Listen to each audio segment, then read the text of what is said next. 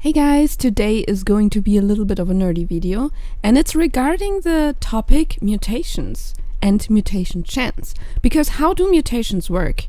How do we get the mutation chance and how does it calculate? How do double and triple mutations happen? Everything will be in this video today. Since this video is a little bit more advanced than my other videos, if you have never heard about the topic mutations, then maybe this is not the very best video for you to get into the topic, so rather watch one of my other tutorials. But if you already know everything about mutations and you just want to know how they happen, then you can stay here and enjoy the video.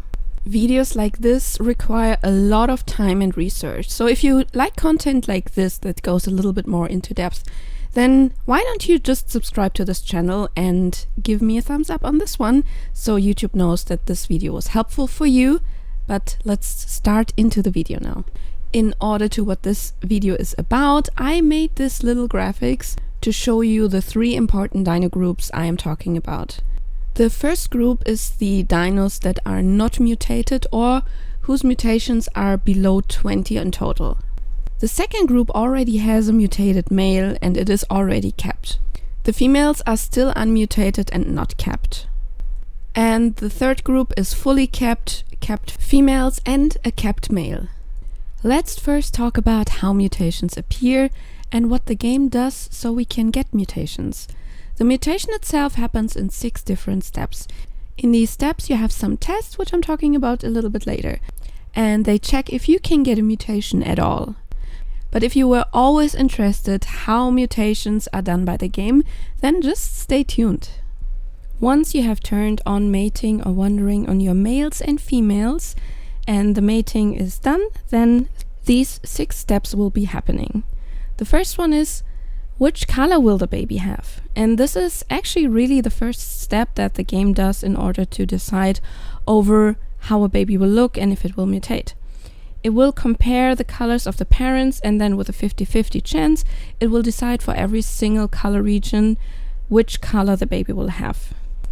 Once it's done with the colors, we're going to step 2, and that is which stat will the baby get. And it is similar to the colors, but with one little twist, because the baby has a 55% chance to get the better stat that one of the parents has. So it is still very likely that you can get the wrong stat, because 55 is closer to the 50 than it's to the 100, but your odds are leaning towards the better stat, so if you're unlucky, just try it again. And the next step is the third step, and here we decide which stats actually can mutate. In order to mutate a stat, the game needs to know, can this stat I'm picking actually mutate? And this is decided in this step.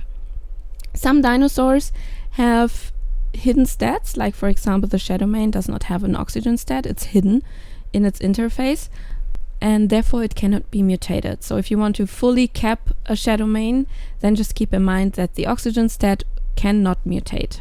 But then there's also another group of stats that cannot mutate, and those are the ones that you cannot level. Those are, for example, movement speed on flyers, because you cannot level it, and also stuff like the melee damage on a diplodocus. Once we have decided those stats, then we can go to step 4, and step 4 is kind of the core of the whole mutation process, because now the game will pick 3 random stats from the available ones and will start a mutation try on them with a 2.5% chance. And now we can also debunk the rumor that certain stats mutate better than other stats. There is the same chance on all stats that are available for mutating. So there is no stat that mutates faster or quicker or more likely. Those 3 different mutation tries are also the reason why we can get triple mutations, because 1 mutation means that one of the tries worked out, 2 mutations mean 2 of the tries worked out, and 3 mutations mean that all 3 tries worked out, and you probably should consider playing the lottery. So now we have the stat, we have decided which stat to mutate, and we get the mutation. The next thing is the game needs to decide on which side of the ancestry it will show the mutation, because since the number on the ancestry is not really connected to the mutation itself, this is decided now. And here you do not have a 50-50 chance to go either on one side or another, because the game has a preference for the weaker parent, and I say weaker, the parent with the lower stat. And there's a 55% chance that the +1 goes on the side of the parent with the lower stat. Why this is important and why this is helping us in breeding, actually, I will explain in a little bit, but keep this in mind. So there's a 55% chance that the +1 in the ancestry will land on the side of the weaker parent. But while it is also deciding over the side of the ancestry, it will do some checks. And those checks are important in order for the mutation to actually go through. Because if that side of the parent it decides on is mutation kept, then it will cancel the mutation and it will stop. And there's another thing where it also cancels the mutation, and that is if a mutation would set the stat that you are mutating over 255 points. That is actually quite new. Before, you could just mutate over 255 points and it would just reset and start from the beginning. But now there is like this safety measurement that you do not go over 255. So if you would do this, then it will also cancel the mutation. But let's say everything worked fine, we did not go over the 255 and the parent is also not kept. Then we go to step 5. And step 5 is where we finally get the stat increasement. How much it will increase depends on how many mutations we got, but usually you will get 1 mutation and then you will get a stat increasement on that stat by 2 points. But if you think, yeah, nice, we're done, that was the mutation. No, we're not quite done. There is a 6th step, and that is color mutation, because as we know, every stat mutation will also mutate a color. That part is a little bit tricky and finicky because sometimes you mutate on color regions that are not visible, and that is kind of depending on the creature, really. Some of the creatures have their invisible color regions blocked for mutating, but some haven't. So I think especially the older creatures that were introduced earlier in the game, they don't have it blocked, and the newer will have it blocked, but I haven't seen like a really reliable pattern in this, so you have to check it for the creature that you are mutating. Once it has chosen the color region it will mutate, then it will decide over the color. And here we always thought every color is equally to the game, but actually it's not. There are 2 different color groups. One are the normal dino colors, and that also includes the colorful colors. And the second one is the group with the dye colors. So, you know, when you have pink coloring or cyan coloring or magenta coloring, that is its own group. And there is a way higher chance for you to get a color from the normal group than to get a color from the dye group. That was something I was really surprised about, but the game actually has a differentiation between those 2 groups. So if you ever wondered why you get the dye colors not as often as you would think you should get them, then that's the reason. And those were all steps for the mutation. As you can see, the game has a lot to do and a lot to calculate in order to get your mutation.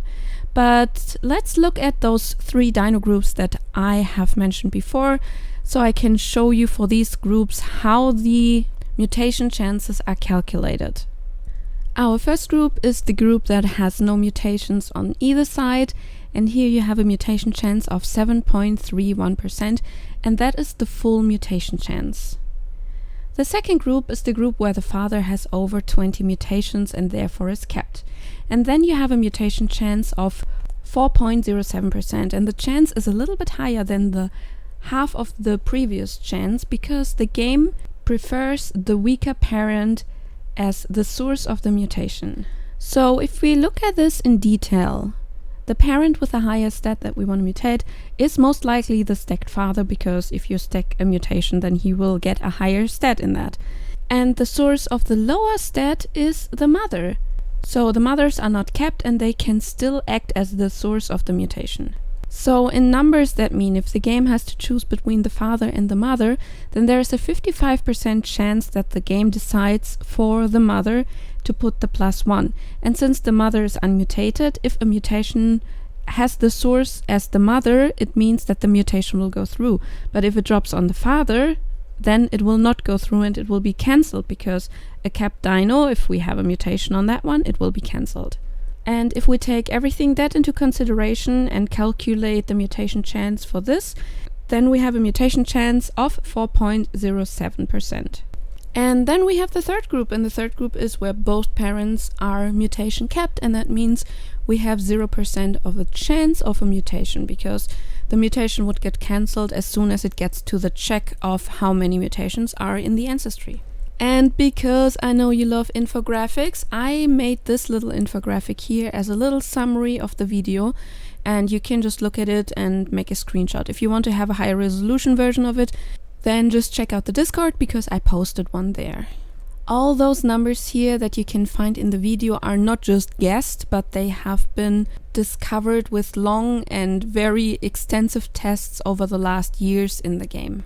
Some of the tests I have done myself, and some of the tests have been done by very smart and very talented theory crafters themselves. But even though you know the numbers now, please keep in mind that these numbers are just a snapshot of how the game works right now. Even though the mechanics haven't changed very much since the last few years, I would say, there will always be a moment where they will change stuff, and if you watch this video in a few months or maybe in a year or two, then there might be different numbers. This here is the first video where I have a very in-depth look into game mechanics and where I analyze them, and I would love to know from you if you like this kind of content, or if you maybe don't really care about how the game works as long as it works. For me personally, those videos are quite fun, and I love to deep dive into game mechanics, but let me know in the comments or hop into my Discord and let me know how you like these kind of videos. And that was it. We're done. We now know all how mutations work, and I hope you liked this video, and I hope to see you in the next one. Have a good one. Bye!